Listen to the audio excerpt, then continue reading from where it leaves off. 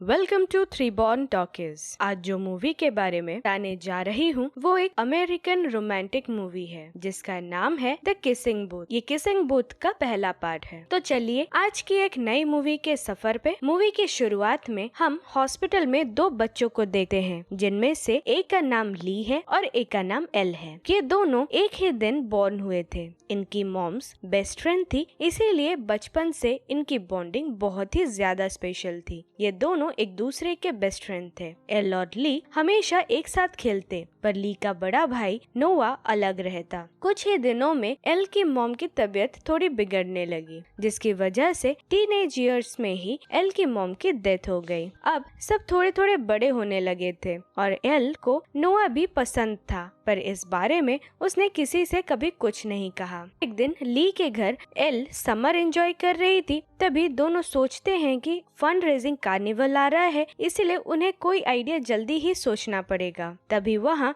नोआ शर्टलेस आ जाता है और एल ये देख के उसके यादों में खो जाती है। ली उसे उनकी रूल्स याद दिलाता है। उन दोनों ने ये रूल्स बनाए थे और ये डिसाइड किया था कि दोनों एक दूसरे की फैमिली में से कभी किसी को डेट नहीं करेंगे, और ये रूल्स उनके लिए बहुत ज्यादा ही मायने रखते थे। अगले दिन स्कूल के लिए रेडी होते वक्त एल की पैंट फट जाती है, इसीलिए वो अपनी पुरानी स्कर्ट पहनकर ली के साथ स्कूल चली जाती है। एल की स्कर्ट बहुत छोटी थी, इसीलिए पूरे स्कूल में उसका मजाक उड़ाया जाता है और एक लड़का तो आकर उससे बदतमीजी भी करता है। ये देखकर ली की उससे हाथापाई हो जाती है, पर वो उल्टा ली को ही मारने लगता है। तभी वहाँ नोआ आ जाता है और उस लड़के को बहुत मारता है। ये बात जब प्रिंसिपल को पता चलती है तो प्रिंसिपल नोआ, एल और उस लड़के तीनों को सस्पेंड कर देते हैं। पर स्कूल में इस हादसे के बाद से OMG गर्ल्स की नजर एल पे पड़ चुकी थी, क्योंकि उसे बचाने नोआ आया था। नोआ बहुत हैंडसम था, इसलिए सभी गर्ल्स का क्रश था। अब एल स्पेशल थी, इसीलिए ओलिविया, मिया और गिवेंथ उससे बात करने आए थे। उनके जाते ही वहाँ ली आ जाता है और एल को मिया के बारे में पूछता है, क्योंकि ली को मिया पे क्रश था। स्कूल के बाद एल एंड ली शॉपिंग करने जाते हैं, जहां वो इस फंड रेजिंग कार्निवल के लिए आइडिया सोच रहे थे, पर यहाँ भी ली मिया की ही बात कर रहा था और उसे किस करना चाहता है ये बता रहा था। इसीलिए दोनों को तभी ही किसिंग बूथ का आइडिया सही लगता है, जिसमें कि सभी अपने क्रशेस, फ्रेंड्स सभी को किस कर पाएंगे। अगले दिन क्लास में वही लड़का जिसने एल के साथ बदतमीजी की थी, जिसका नाम थ्रॉबिन था, वो एल से आकर माफी मांगता है।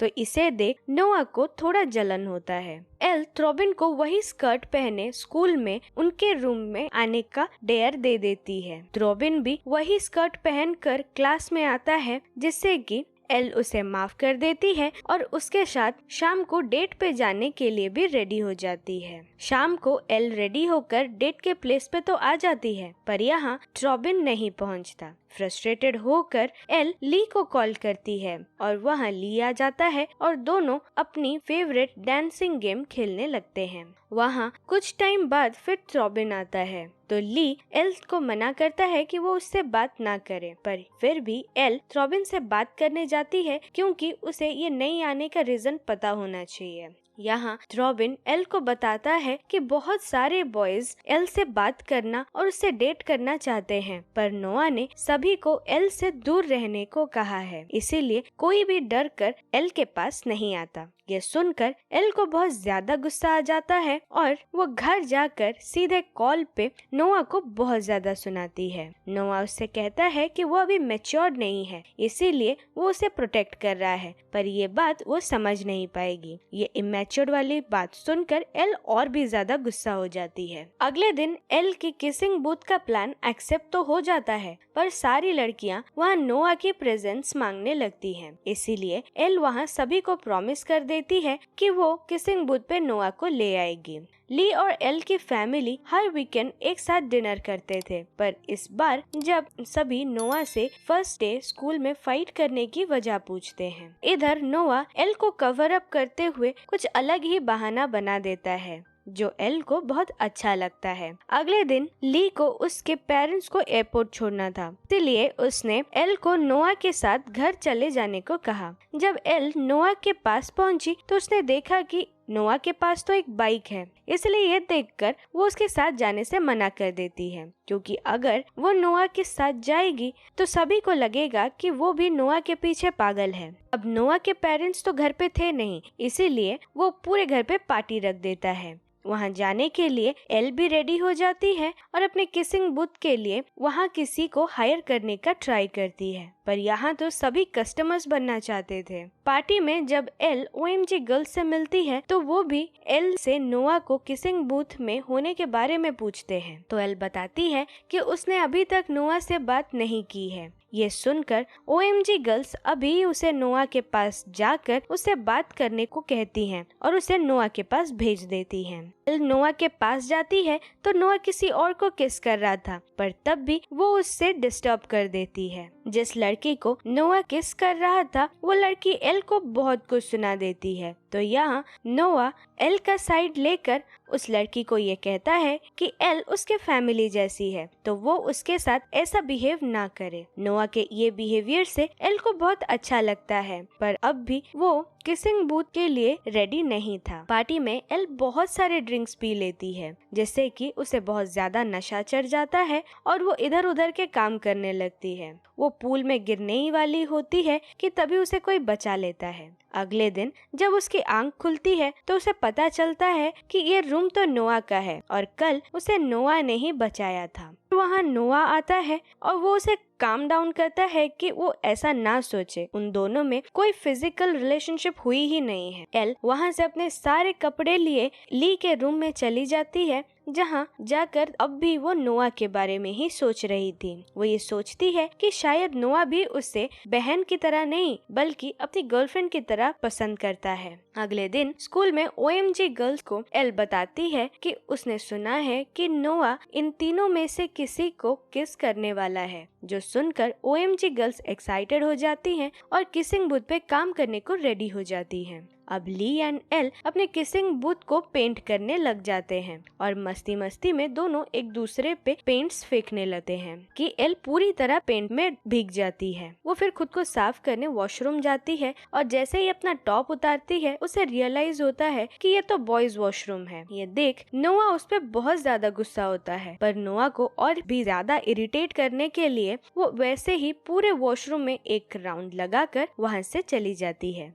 फिर फंड रेजिंग कार्निवल आ जाता है, जिसमें एल और ली का किसिंग बूथ बहुत ही ज्यादा सुपरहिट माना जाता है। एल बताती है कि यहाँ जो भी खड़ा होगा वो ब्लाइंड फोल्डेड होगा और उसे ऑडियंस में से कोई भी आकर किस कर पाएगा। किसिंग बूथ में ज्यादा लोगों की भीड़ जम जाती है, पर वहाँ नोआ नहीं आता, इसीलिए नोआ के नाम पर एल ली को खड़ा कर देती है, जिसे देखकर सारी लड़कियां डिसअपॉइंट होकर वहाँ से चली जाती है। पर वहाँ एक लड़की रेचल होती है जो सीधे जाकर ली को किस करती है और तभी से दोनों डेट करने लगते हैं और ली उसके साथ चला जाता है। अब एल को पूरा किसिंग बूथ अकेले ही संभालना था और तभी OMG गर्ल्स नोआ के ना आने की वजह से बूथ पर एल को ही ब्लाइंड फोल्ड करके खड़ा कर देती हैं। अब तभी नोआ वहाँ आकर एल को किस कर लेता है। एल जाकर ये सारी बातें ली को बताती है तो ली शॉक्ड हो जाता है, पर फिर एल उसे समझा देती है कि ये सारी चीजें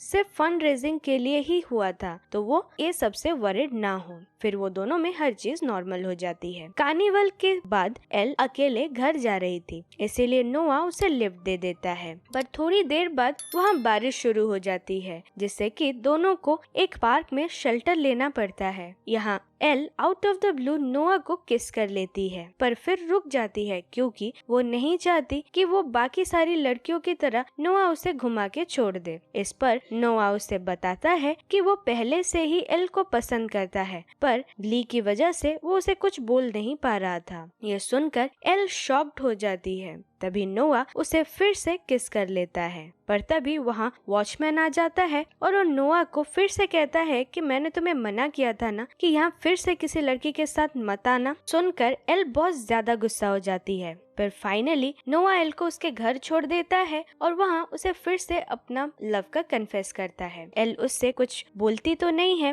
पर मन ही मन बहुत खुश होती है। घर आकर वो कंफ्यूज थी क्योंकि उससे अच्छा तो लगता था पर ली को वो ये कैसे बताए। अगले दिन भी सभी फिर से पार्टी करते हैं तो वहाँ एक लड़का एल पे बहुत ज्यादा लाइन मारने लगता है एंड इवन उसे अपने साथ हॉट टब में जाने के लिए फोर्स करता है। ये देख उसे फाइट करने के लिए आ जाता है पर एल उसे रोक लेती है। वो लड़का एल के बारे में कुछ उल्टा सीधा बोल देता है। इससे नोआ का गुस्सा बहुत ज्यादा चढ़ जाता है और वो उसे बहुत मारने लगता है। सब देख एल को बहुत ज्यादा बुरा लगता है और वो वहाँ से जाने लगती है। नोआ भी उसके पीछे भागता हुआ आता है और उसे सॉरी कहता है। ये वही प्लेस है जहाँ नोआ हमेशा जब अकेला फील करता है आता रहता है। इस पर एल को भी उस पर प्यार आ जाता है और वो उसे माफ कर देती है जिससे कि ये दोनों तभी इंटीमेट हो जाते हैं। दोनों एक दूसरे को बहुत ही ज्यादा पसंद करते थे पर एल नोआ को बताती है कि जब तक वो ये बातें ली को नहीं बता देती तब तक उन्हें उनका ये रिलेशनशिप सबसे छुपा कर रखना होगा। इस बात से नोआ भी राजी हो जाता है। अब एल एंड नोआ सबसे छुप छुपा कर एक साथ बहुत टाइम स्पेंड करते हैं और मिलने लगते हैं। एक बार जब एल रेडी होकर उसके और नोआ के बारे में बताने जाती है तो वहाँ तभी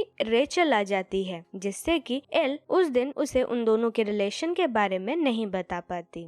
अगले दिन जब एल नोआ को अपना बाइक ठीक करता देख रही थी तभी नोआ उसे स्क्रू ड्राइवर देने को मांगता है पर जैसे ही एल स्क्रू ड्राइवर लेने जाती है उसका पैर फिसल जाता है और उसे चोट लग जाती है। इस सब के बाद नोआ उसकी पट्टी कर रहा था तभी वहाँ ली आ जाता है। उसे लगा कि नोआ ने ही एल के साथ ऐसा किया है। वो गुस्से में उसके पास ही आ रहा था तभी एल ली को पूरी सच्चाई बताती है और ये सुनकर ली वहाँ से चला जाता है। अब एल और नोआ एक दूसरे को किस कर ही रहे थे कि तभी फिर से ली अचानक रूम के अंदर आ जाता है और दोनों पकड़े जाते हैं। ये देखकर ली वहाँ से चला जाता है जिसके पीछे पीछे एल भी उससे समझाने जाती है। ली को समझा रही थी कि वहाँ नोआ आ जाता है और नोआ और ली में लड़ाई हो जाती है। ली अपनी कार लिए कहीं जाने लगता है तो एल उसे समझाने की बहुत कोशिश करती है। तब ली उससे कहता है कि हर चीज में नोआ बेस्ट है, उसके पास सारी चीजें हैं पर आज तक उसके पास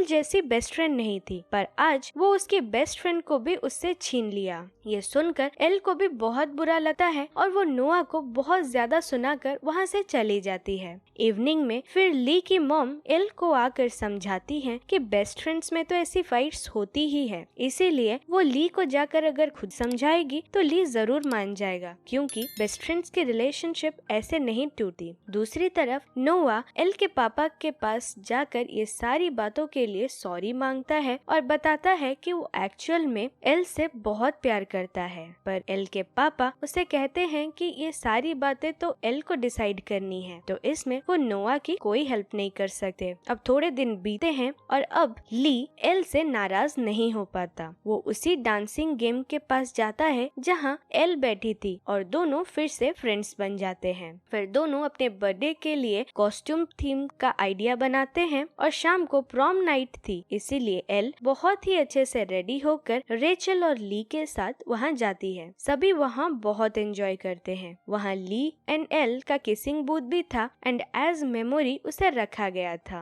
जहाँ फिर से ली ब्लाइंड फोल्ड होकर रेचल को किस करता है। फिर नोआ भी सभी के सामने आकर किसिंग बूथ पे एल को प्रपोज कर देता है पर एल फिर से ली को हर्ट नहीं करना चाहती थी इसीलिए वो उसे बिना कुछ बोले वहाँ से चली जाती है। रात को नोआ ली के रूम में आता है और वहाँ बताता है कि वो एक्चुअल में एल से बहुत प्यार करता है। वो सच्ची में उसे ट्रूली लव करने लगा है और ये भी बताता है कि उसकी एडमिशन बोस्टन में हो गई है इसलिए वो कल चला जाएगा। दूसरे ही दिन ली और एल का बर्थडे पार्टी होता है जहाँ सभी कपल्स को देखकर एल को नोआ की बहुत याद आती है। वो अब सीधे जाकर ली से नोआ को ट्रूली लव करने का कन्फेस कर देती है। वो कहती है ली को हर्ट नहीं करना चाहती पर वो नोआ से बहुत ही ज्यादा प्यार करती है। अब ये नोआ के लिए एल का प्यार देकर ली भी मान जाता है और एल के साथ नोआ को ढूंढने निकलता है। थोड़ी देर बाद फाइनली हम कार में एल और नोआ को अपना लव एक दूसरे के लिए कन्फेस करता देखते हैं और फिर दोनों एक दूसरे को ये प्रॉमिस करते हैं कि दोनों हमेशा एक दूसरे के साथ रहेंगे। और जब तक नोआ बोस्टन नहीं गया था तब तक दोनों एक साथ बहुत टाइम स्पेंड करते हैं। फिर नोआ बोस्टन चला जाता है और एल उसकी याद में उसकी बाइक चलाती है और यहीं ये मूवी खत्म हो जाती है। सो फ्रेंड्स, अगर ये मूवी आपको पसंद आई तो लाइक और कमेंट करें और ऐसी ही मूवीज आगे देखने के लिए हमारे चैनल को सब्सक्राइब करें। Bye bye.